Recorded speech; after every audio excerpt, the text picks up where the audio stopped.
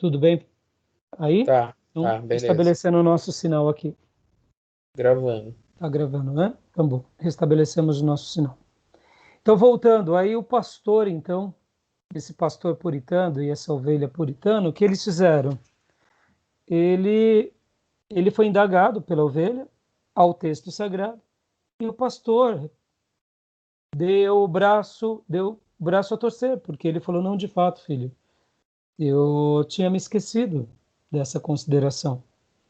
Nós, maridos, e aqui, olha como que o equilíbrio do ministério ele é fantástico, né, amados? Porque muitas vezes nós, na tarefa da obra, e o ministro e o pastor, enquanto ele está fazendo o seu ministério, ele, além de ser um sacerdócio, ele vê aquilo como um trabalho. E muitas vezes, como um trabalho, ele tem as suas metas, ele tem os seus propósitos. E tem hora que o trabalho é mais importante que a essência. E é nisso que as Escrituras vai mostrar que a igreja começa em casa. Que se eu não cuido bem da minha casa, eu não vou conseguir jamais cuidar bem da igreja. Se eu não consigo conduzir o meu lar, se eu não consigo ser realmente essa pessoa que consolida uma vida saudável em casa, eu jamais terei êxito no reino de Deus. Porque no mercado de trabalho, a tarefa pela tarefa e a conquista pela conquista e até os fins justificam o meio, mas na igreja não é assim. Na igreja é tudo diferente. Por isso que a nossa casa é a primeira igreja, né? Então, olha que interessante. Então, há uma retomada. Essas duas histórias que eu contei, dessa irmã que cortava a Bíblia e desse pastor que foi confrontado pela ovelha que ele advertia, demonstram uma grande diferença da maneira em que cremos nas Escrituras, como ela dá o tom da nossa vida. As Escrituras vai dar o tom da nossa vida na igreja, vai dar o tom da nossa vida em casa, vai dar o tom da nossa vida nos negócios e vai dar o tom da nossa vida na sociedade. Por isso que o cristianismo ele é algo diferente das demais coisas na vida. Continuando o nosso slide aqui, continuando aqui com os irmãos,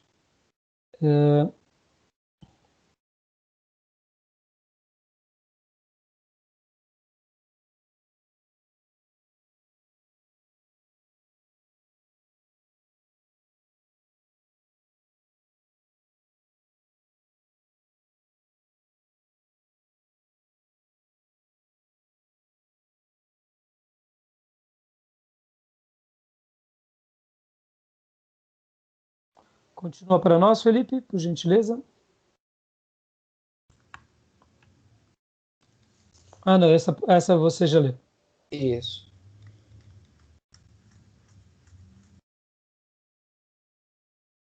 por favor. Uma forte ênfase na oração como relacionamento íntimo e amoroso com Deus. O renascimento do amor pelo Senhor leva à busca de sua intimidade, sua presença, seu conselho, sua vontade. A oração como fortalecimento da alma, o pulmão da alma. A oração como a invasão do invisível exercício de fé. Olha que coisa linda essa declaração aqui da oração. Pode ver, irmãos, que agora a oração vem como é um segundo passo. Eu diria, sabe aquela ideia do destro e do canhoto, ou, né, ou vice-versa, né? Ah, pode ver que por aquele que é destro, o braço direito é o seu grande aliado, mas o braço esquerdo ele é um aliado tão importante quanto o direito, mas já que as nossas habilidades naturais nos levam a usar a mão direita com mais frequência, o canhoto é o contrário, pode ver que a perna é a mesma coisa, né? Então, podem ver que todos nós temos um lado que destaca na nossa natureza. Raramente haverá o ambidestro que flui os dois lados. Geralmente o ambidestro ele é treinado desde cedo, né?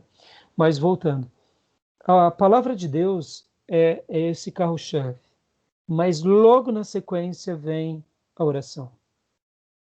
Não tem como desvincular. É essa oração que aquece e nos leva à palavra, e essa palavra que nos leva à oração. Seriam os dois remos do barco.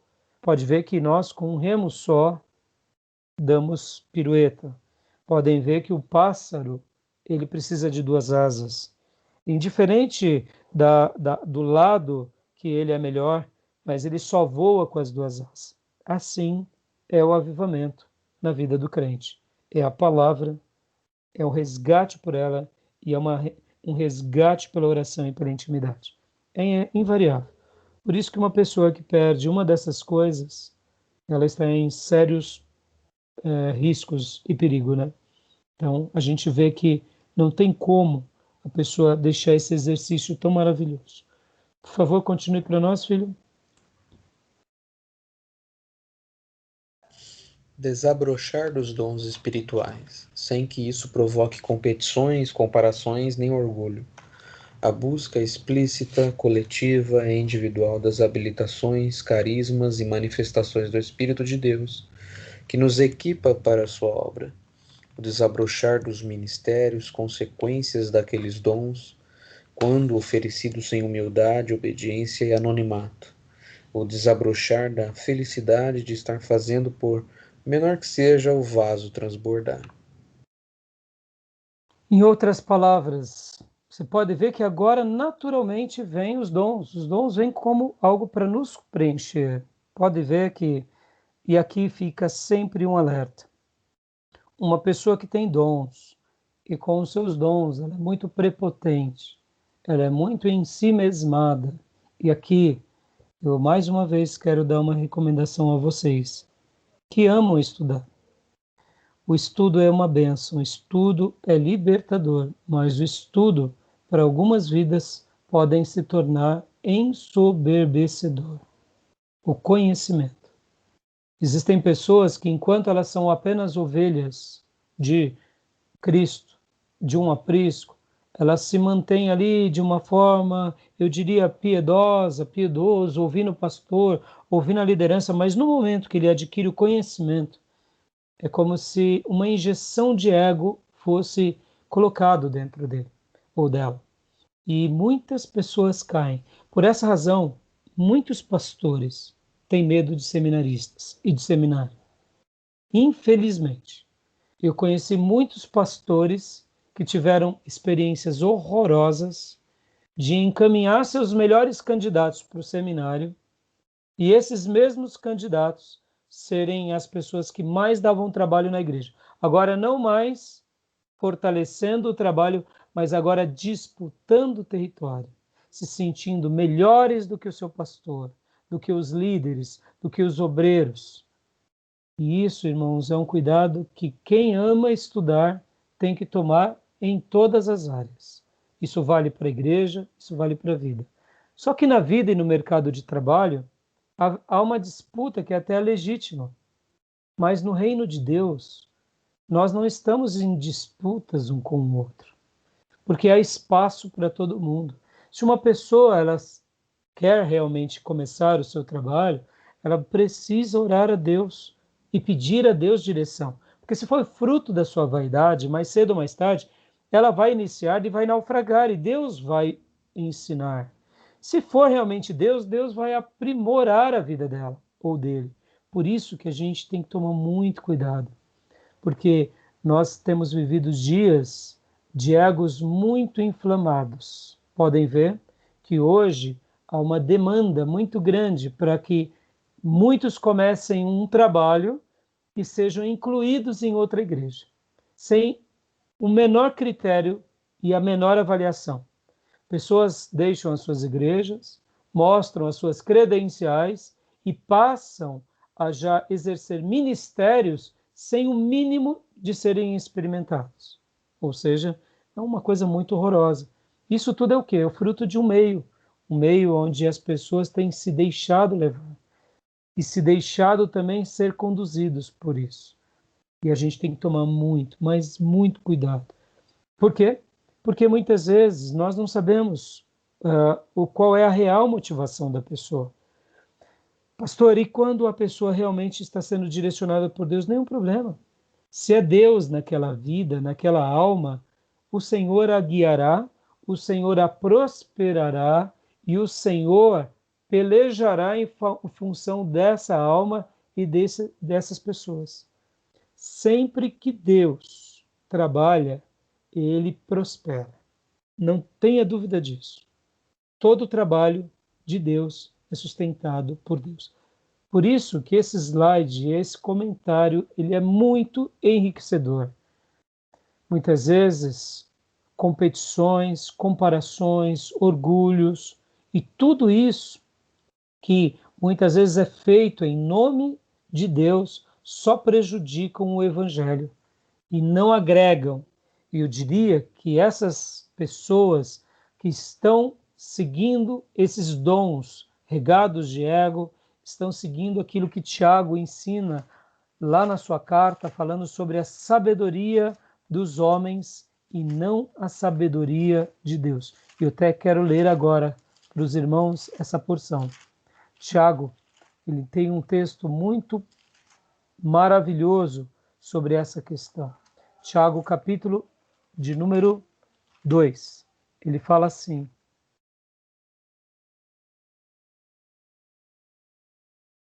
sobre a sabedoria de Deus.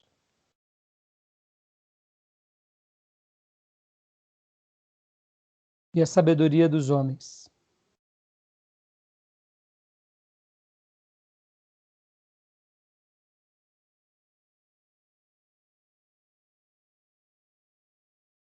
Só um segundinho. Tiago 3, desculpe, versículo 3. 3:13. Quem é sábio e tem entendimento entre vocês, que demonstre por seu bom procedimento mediante obras praticadas com humildade, que provem da sabedoria. Contudo, se vocês abrigam no coração inveja amarga e ambição egoísta, não se vangloriem disso, nem neguem a verdade. Esse tipo de sabedoria não vem dos céus, mas é terrena. Não é espiritual, mas é demoníaca. Pois onde há inveja e ambição egoísta, aí há confusão e toda espécie de males. Mas a sabedoria que vem do alto é, antes de tudo, pura, depois, pacífica, amável, compreensiva, cheia de misericórdia e de bons frutos, imparcial e sincera. O fruto da justiça semeia-se em paz para os pacificadores. Que texto é esse? Então, olha só, podem ver, irmãos, tem grupos que, por causa dos dons, dividem, enquanto que o dom deve agregar. O dom não deve dividir. Por que divide? Porque tem sabedoria humana ali. Pastor, mas muitas vezes está tendo intransigência por parte de quem lidera. É verdade. Sejamos honestos. Muitas vezes uma pessoa que não tem aquele mesmo dom pode até não ter aquela mesma percepção. Mas aquele que recebeu aquele novo dom, o que ele tem que fazer? É pacífica a sabedoria de Deus. Ela é uma sabedoria pura, que vem do alto, ela é amável. O que Moisés fez com o povo rebelde? Deus falava, eu vou acabar com esse povo e vou começar de você uma nova nação. Moisés falou, isso Deus, queima todo mundo, manda fogo. Não, Moisés falava, não, Senhor, é o teu nome que está em xeque. Esse é o teu povo. Então, Senhor, é amável, é pacífico. Um homem de Deus que tem dons de Deus, ele agrega, ele não desagrega. Quando há um desagregamento e maquiado em nome de Deus, é porque está repleto do quê? De uma sabedoria que muitas vezes tem uma inveja amarga e uma ambição egoísta, e que o texto sagrado diz aqui, inclusive, que esse tipo de sabedoria não vem dos céus, antes é terrena, não é espiritual, mas é demoníaca, tem uma origem satânica. Pastor, isso pode? Claro que pode, irmãos. Quanta divisão! O dom é para nos agregar. O dom e tudo que é de Deus soma e multiplica. E tudo que vem do diabo divide e subtrai. É assim na nossa vida, né? Continuando aqui o slide. Alguma dúvida até aí? Tranquilo? Tranquilo? Essa questão dos dons é interessante porque a gente aprende na nossa vida cristã e através das escrituras que o dom é para servir o próximo, né? A partir do momento que a pessoa usa o dom para ser servido, tem alguma coisa errada, né? Totalmente. Totalmente. Por isso que a gente entende aquela questão de papéis. Isso é bem claro. Tudo tem uma questão de papéis. Se alguém recebe um dom, um ministro, Deus abençoe, Fabiano. Fica com Deus, filho. Se a gente recebe um dom e a gente está realmente cumprindo a nossa vocação, seja ela na hora que for ou como for, a gente entende que ali é um servindo ao outro. Essa ideia de que todos serão cabeças, né? Pode ver, irmãos, que a gente vive um mal contemporâneo, que todo mundo quer ser cabeça, né? Ninguém quer ser cauda. Já pensou se o cachorro, toda parte dele fosse cabeça? Seria uma coisa mitológica, né? A cauda do cachorro, a cauda do guepardo, a pata traseira, a pata dianteira, o pulmão, tem tudo uma função. Pode ver que a Bíblia vai falar sobre o corpo, né, de Cristo. Cada um tem uma função. Então, os dons, eles são para servir. Por isso que o pastor é aquele que, na realidade, ele e o dom ministerial, ele é, na realidade, uma pirâmide inversa. Ao mesmo tempo que na sociedade há uma pirâmide, né, onde o líder está aqui na ponta, no ministério é inverso, né? Pode ver que é uma pirâmide invertida, né? Onde o pastor é aquele que está cuidando de todos, os líderes. É o que sofre pelo rebanho, é o que mantém o rebanho. Por isso que o pastorado é diferente de uma liderança secular. Secularmente, o líder ele é o manda-chuva, na igreja ele é o que mais serve. Ele é o que começa dando exemplo, é o que começa chamando todos, é o que se dispõe para todos. Por isso que a questão do dom ela é muito linda, é muito maravilhosa e é muito clara, né? E os conflitos, eles sempre existiram. Pode ver que a igreja lá de Coríntios, eles tinham dons, e muitos dons. E pode ver que o problema lá era querer tirar Paulo, o líder que tinha criado eles, ganhado eles para Cristo. Olha que loucura. Por quê? Porque as palavras de Paulo incomodavam aqueles cristãos carnais. Agora, olha que situação. Se coloque no momento, no lugar de Paulo. Você está fazendo uma obra de missões, ganha milhares de pessoas, que aquela igreja possivelmente tinha centenas ou quem sabe milhares.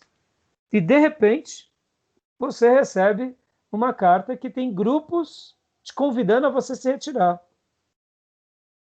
E o negócio está pegando fogo. Imoralidades, e os partidos, e os times já estabelecidos. O que nós faríamos? De cara, irmãos, a gente possivelmente falaria, não, fica aí, toca a vida, não quero saber. Mas Paulo não. Paulo insiste. Mesmo sendo humilhado, mesmo sendo zombado, mesmo sendo ridicularizado, ele tem o quê? Essa sabedoria que vem do alto, que é pura, pacífica, amável, compreensiva, cheia de misericórdia, de bons frutos, imparcial e sincera. Desce o cajado em quem precisa e deixa Deus fazer a história do restante. Só mais um detalhe aqui de Paulo. Paulo, de contrapartida, a gente tem aquela ideia de que ele foi aclamado por todos os cristãos como grande apóstolo nos dias dele e que ninguém o abandonava. A gente chega a pensar que Paulo era aquela pessoa que, quando tinha uma dor de barriga, tinha dezenas de irmãos atrás dele. O que vocês acham? Era assim? O que Basta vocês ler lembram? segunda carta a Timóteo, né, pastor? Lá no finzinho. O grande apóstolo abandonado na prisão, com frio, sem os livros, pedindo, por favor, me traga os meus livros. Fulano me abandonou, outro me abandonou. Só sobrou eu e mais um. Me traga a capa. Traga Até a a roupa capa. faltava para ele. Aí eu pergunto, vem cá, pastor, e aquela igreja de Romanos? De uma mega igreja. Naquele momento, Paulo já não era mais interessante, porque agora ele estava sendo condenado. Em outras palavras, Paulo não podia estar pregando aos domingos para aquela comunidade. Então, Paulo já não servia mais para eles. Paulo já não dava mais as mensagens, e então, possivelmente, essa igreja, que estava em Roma, que era uma igreja imensa, essa sim era imensa, ela nasce com um grupo de cristãos, sem uma liderança pré-estabelecida, sob o cuidado apostólico. Paulo acaba tendo uma certa consideração pela sua envergadura teológica. Mas no momento que ele estava preso, ele foi esquecido. Porque era um momento de perseguição aos cristãos, era um momento de enclausuramento. Mas aí eu pergunto, onde entra a fidelidade? Onde entra o amor? Entendeu? E é isso que nos choca em alguns momentos. Então, nota como que é importante conhecer as Escrituras. Por isso que fazer igreja, irmãos, é muito difícil. Porque enquanto você fala o que a pessoa quer ouvir, você tem o apoio dela. No primeiro momento que você a contraria, dependendo da situação, da cultura, você arranca muitos inimigos. E aqui a gente vê na vida de Paulo como foi difícil para o grande apóstolo, como ele sofreu. Então, agora é claro, ele teve momentos maravilhosos, ele ganhou pessoas, mas esses apontamentos mostram o que é a sabedoria dos homens e o que é a sabedoria de Deus. Por isso que o dom, você viu, eu estou só aqui no ponto do dom, ele veio para nos agregar. Bom, rapidinho aqui, vamos lá agora continuar aqui lendo os slides para a gente continuar. Continua para nós, Felipe, por favor.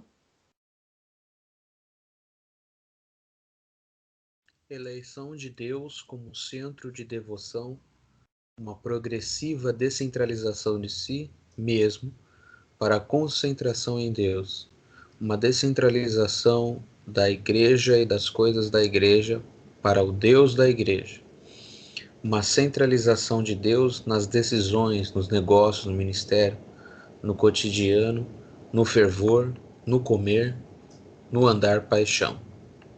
Quando ele fala aqui eleição de Deus como centro de devoção, é a eleição de Deus no sentido nosso. Nós elegemos ele como nosso tudo.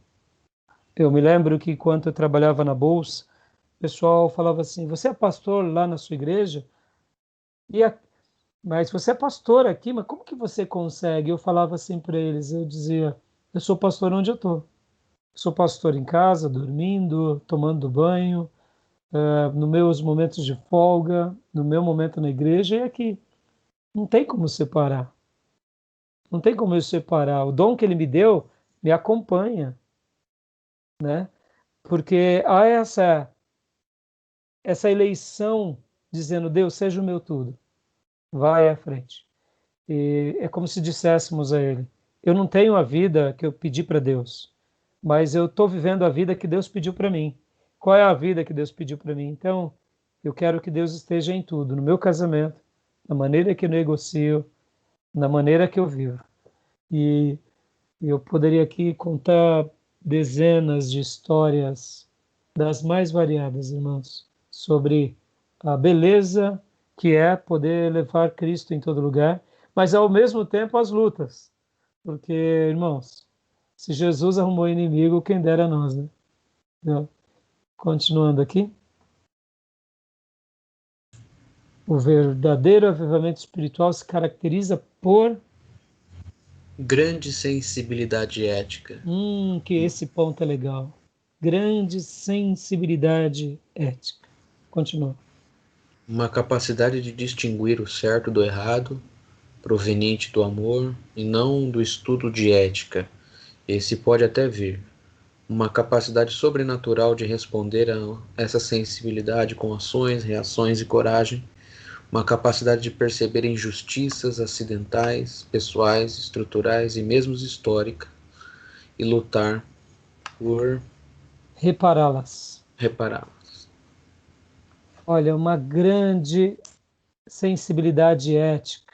Em outras palavras, da ética nasce a moral, e a moral não tem moral sem ética. Em outras palavras, eu me recordo, enquanto eu pregava uma série de mensagens há muitos anos atrás sobre Coríntios, naquele versículo por versículo do Champlin, o comentarista comentava que o, o cristianismo ele é um imperativo moral. Ele não é uma opção de moralidade. Ele é um imperativo. E isso é uma coisa muito legal para a gente pensar, para a gente refletir, para a gente se avaliar. A questão não é ser perfeito, mas é como reagimos a tudo isso. Então essa questão aqui é uma questão ética, não só que aponta, sabe? Sabe aquela ideia para o inglês ver? A gente aponta, né? Mas a gente se posiciona. E não só se posiciona, mas tenta fazer a nossa diferença de todas as formas, né? Podendo dar uma resposta com ações, reações e coragens e percebendo essas injustiças e tentando reparar o que a gente puder.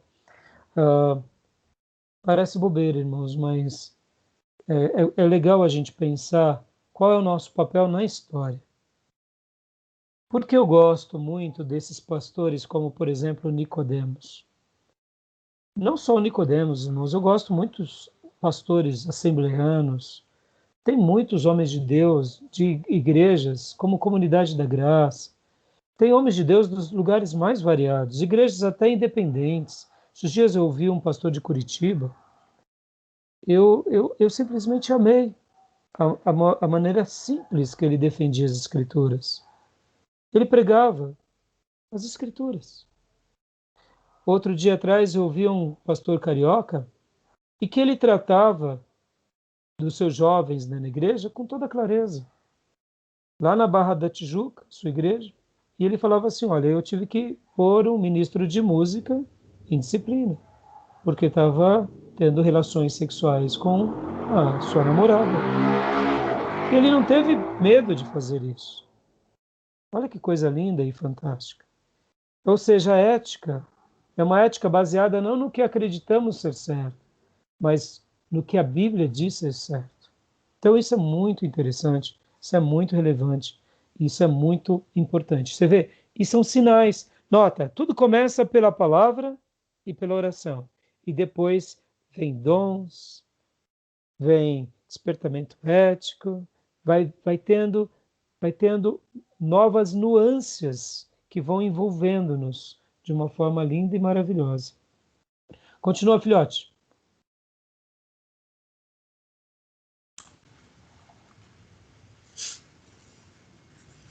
Transbordamento da comunhão e do compromisso comunitário com a aliança e suas implicações, crescente disponibilidade para as necessidades dos irmãos, respeitados os traços de personalidade, crescente busca dos irmãos numa manifestação de dependência e humildade, crescente amadurecimento de compromissos tácitos de motivação individual e anônima que se materializam em presença, constância, fidelidade, fidedignidade, permanência, paciência, benignidade, bondade, altruísmo e serviço humilde. O autor aqui está falando em duas palavrinhas básicas: comunhão e compromisso comunitário, baseado em aliança. Se Deus permitir, nesse domingo eu vou falar sobre a ceia. Eu quero falar um pouco sobre isso. Comunhão e compromisso. Palavrinhas tão simples, né? Num vínculo de aliança. Muitas vezes, quando nós vamos nos esfriando na fé, a gente deixa com que isso passe a ser só mais uma coisa entre nós. Eu tenho que ir na igreja, faço parte daquela religião, daquele grupo. Mas quando o avivamento ele realmente está em nós, há um desejo de querer estar com os irmãos, de querer fortalecer os irmãos, de ter aliança com os irmãos. Aqui, irmãos, foge aquela questão bem simples da troca. Se o pastor fizer, eu faço. Se o irmão fizer, eu faço. Se não fizer, não faço. Porque essa questão da barganha, da troca, ela é muito humana. Mas a aliança, ela está além da troca, né? Então, a verdadeira comunhão, a verdadeira aliança, a verdadeira disponibilidade de poder servir e o compromisso com o reino e sua obra estão acima de nós. E essa é uma característica de uma pessoa avivada. Voltando para Moisés. Na nossa segunda aula já, vamos falar um pouco mais de Moisés. Moisés poderia falar: o que eu estou fazendo aqui? Com esse povo duro, rebelde. Estou perdendo meu tempo. Podia estar cuidando do gado. Só estou ouvindo murmuração, reclamação, contenda, só BO. Mas ele tinha o que? Compromisso. Ele tinha o que? Aliança. Ele tinha o que? Comunhão. E ele queria estar onde Deus estava. Onde Deus estava? Deus estava com aquele povo. Isso é um diferencial. Guardem isso. Se nós realmente não temos um alto nível de comprometimento, nosso coração não é avivado. Porque quanto mais comprometidos somos, e aí onde entra, irmãos, aqui sai de sendo pastor, sai de sendo os obreiros, líderes, entra a nossa vida com Deus. Porque no momento em que eu me relaciono com o próximo e não com Deus, eu começo a ter essa relação de barganha. Ele não fez, eu não faço. E é isso que a gente tem que prescutar o nosso coração. Como vai ser ceia domingo, eu quero, se Deus permitir, essa é a mensagem que eu estou trabalhando, né? E o avivamento caracteriza isso. Por que o avivamento caracteriza isso? Porque eu quero estar na comunhão. Eu quero estar com os meus irmãos. O melhor lugar é onde Deus está. Onde Deus está? Deus escolheu estar entre os irmãos, servindo aos irmãos, tendo aliança com os irmãos. Por isso que um grupo avivado é um grupo fervoroso, que vive em comunhão. O pastor não tem dificuldade de chamar o compromisso. E aí onde entra aqui uma seta maligna. Pessoas que muitas vezes estão se esfriando, essa questão de estar na comunhão já não é tão relevante. Ela tem apenas aquela ideia de que eu cumprindo a minha tarefa religiosa e dominical tá boa, tá bom. Sabe, como católico, eu tenho o meu amuleto, eu tenho a minha muleta espiritual. As pessoas, eu me lembro de um amigo que eu falava para ele, eu pregava o evangelho, diretor lá da Bolsa. Eu falava para ele, assim, não, mas eu já tenho a minha amuleta espiritual. Ele tinha, eu falei, como? Eu já tenho. Todos nós precisamos de uma amuleta, né? Que você se segura para caminhar. E eu disse para ele, não, o cristianismo não é uma amuleta.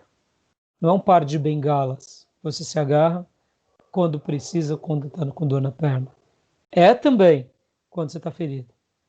Mas ele é muito mais, ele é a essência que nós respiramos e vivemos. Por isso que é uma característica poderosa de quem realmente vive um avivamento. Continue por nós, filho.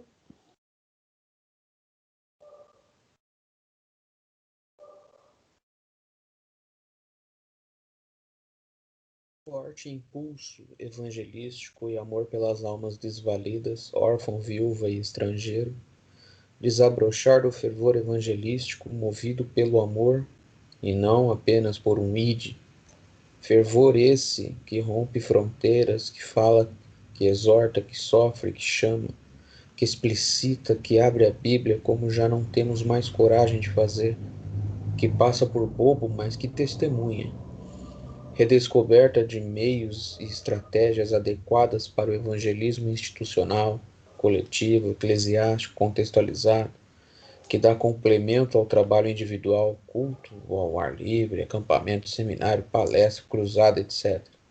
Desenvolvimento de mecanismos de paternidade responsável, obstetras e pediatras trabalhando juntos.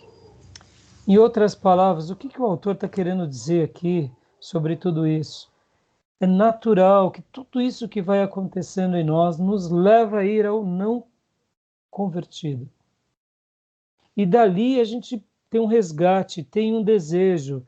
E é por isso que vem os seminários, por isso que vem os treinamentos, por isso que vem todos os projetos. E aí a igreja, ela tem esse impulso natural, porque o que ela mais quer agora é passar esse amor para muitas pessoas. Então, todos os meios são meios úteis. Não existe meios que não sejam importantes e legítimos. Por essa razão, como ele conclui dizendo, né, são desenvolvimento de mecanismo de paternidade responsável, obstetras e pediatras trabalhando junto. Ou seja, é todo mundo envolvido numa causa. Não tem essa separação, eu sou melhor porque eu sou médico, você é uma enfermeira, você ali é só um obstetra, ou você ali é só um atendente. Não, todo mundo está dentro de um projeto maior que é o reino de Deus e a expansão, de acordo com Deus, com o dom que Deus nos deu. Então, essa é uma característica. Quer saber se a gente realmente está vivendo uma vida avivada? A gente ainda não perdeu o amor pelas almas. A gente ainda tem amor por aquele que está perdido. Muitas vezes a gente perde isso e vai vivendo o dia a dia porque já pregamos tanto e não ganhamos para Cristo. Isso é um perigo. Quando a gente se esfria nessa questão, quando a gente retrocede nisso. Por isso que o seminário aqui, muitas vezes, pode ser uma ocupação apenas intelectual. Se o meu desejo não é me preparar para a expansão do reino, para a proclamação do reino, aqui pode ser somente um gatilho para uma vaidade. Porque se realmente eu estou vivendo esse momento avivado, eu vou querer fazer desse conteúdo uma ferramenta poderosa para agregar em muitas vidas. Tá bom? Vamos lá? E aqui, vamos ler rapidinho aqui. Agora eu leio aqui. Um crescente impulso à adoração e fervor. Ou seja, agora que uma vida de adoração nasce de tudo isso que a gente faz. Uma nova alegria, um novo cântico, uma nova adoração, um novo compromisso, um novo espírito, uma nova exultação, uma nova sensibilidade para o mover do Espírito de Deus. Uma inusitada e crescente vontade de adorar, cantar, louvar, reconhecer Deus nas coisas do dia, orar, submeter as coisas, os fatos e acontecimentos do cotidiano a Deus, nas conversas, no compartilhar, na comunhão, no culto e fora dele, de uma igreja de oração para uma igreja de oração. Uma nova exultação pelo reconhecimento dos feitos de Deus. Um novo fôlego de afeição e confiança em Deus, que leva à adoração e à ousadia espiritual, ao despender de tempo na presença de Deus, a fé bíblica, os dons, a misericórdia, o perdão, a superação de limitações pessoais, relacionais, a superação do impossível, do impensável, do imponderável, seja pela interveniência do milagre, seja pelo milagre da compreensão, discernimento, submissão e aceitação dos desígnios de Deus. Em outras palavras, nasce um coração de adorador espontâneo em tudo. Pode ver que, irmãos, quando a gente vai perdendo esse ímpeto de sermos adoradores em nós, a gente vai perdendo isso. A gente tem que lembrar que a adoração não é apenas algo teatral lá na igreja. A adoração tem que estar na nossa vida, aqui, no nosso dia a dia em casa, quando a gente se ajoelha para realmente adorar a Deus, na simplicidade dessa fé. Muitas vezes todos nós, temos um zelo pela reputação. Ninguém gosta de se apresentar com uma roupa mal vestida, com cabelos, e no nosso caso, homens com barbas mal feitas ou despenteada. Ninguém gosta de passar pelo papel do ridículo. E muitas vezes na igreja a gente também não gosta de passar pelo irmão que adora de forma, eu diria, como um iceberg, frio, gelado. Então muitas vezes a gente tem uma preocupação do que o irmão vai pensar da minha adoração. Mas a gente não está se perguntando o que Deus está recolhendo nesse momento. Então, um coração avivado é esse cristão que adora. Adora a Deus nas coisas boas, adora como Davi na prova. adora na congregação dos santos, mas adora também na sua casa. Não adora somente por ser visto ou para ter projeção ou notoriedade.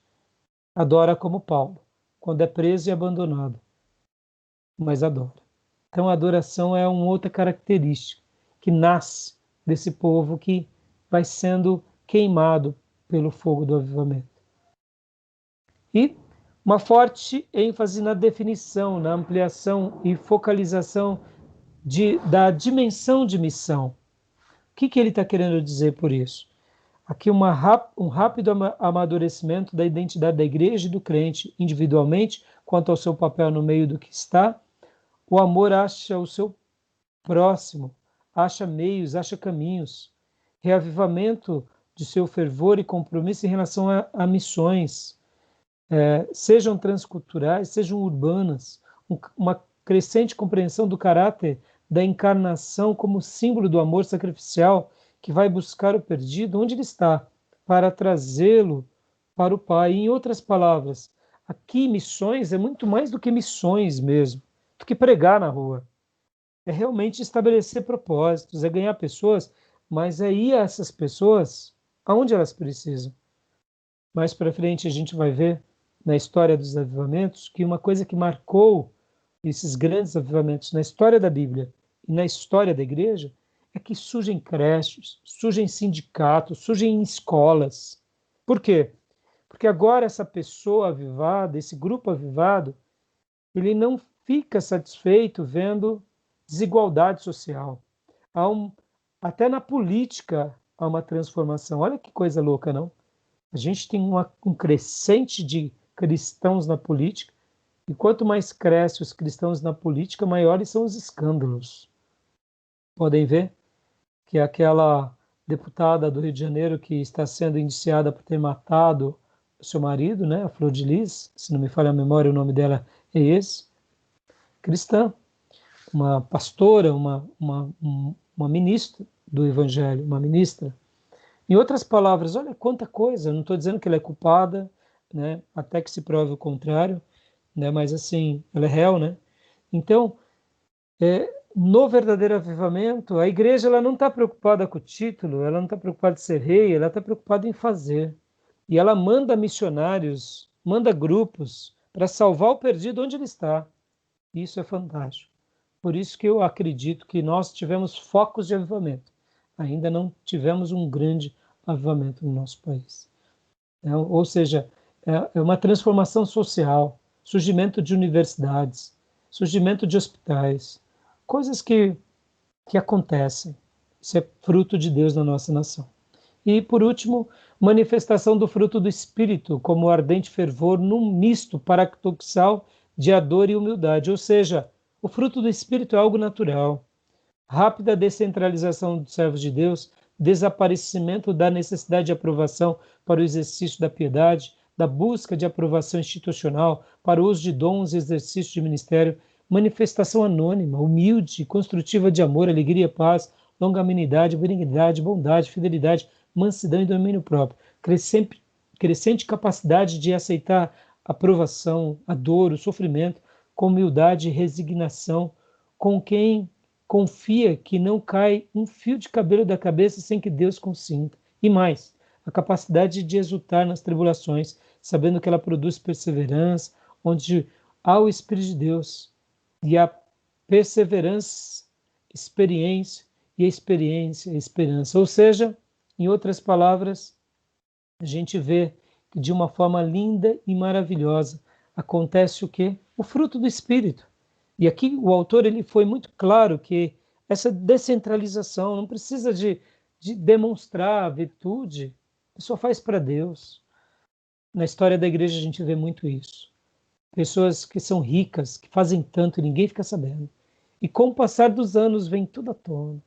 Porque aqueles que fazem para que os outros vejam, eles já estão tomando a glória deles. É o que disse a palavra.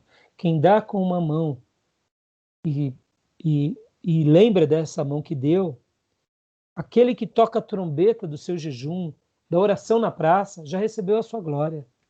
Em outras palavras, perdeu a grande ausência de dar a grande beleza do fruto do Espírito, porque agora é o fruto da vida dele sendo manifesto ali pelos seus atos, pelos seus traços, pelo seu jeito.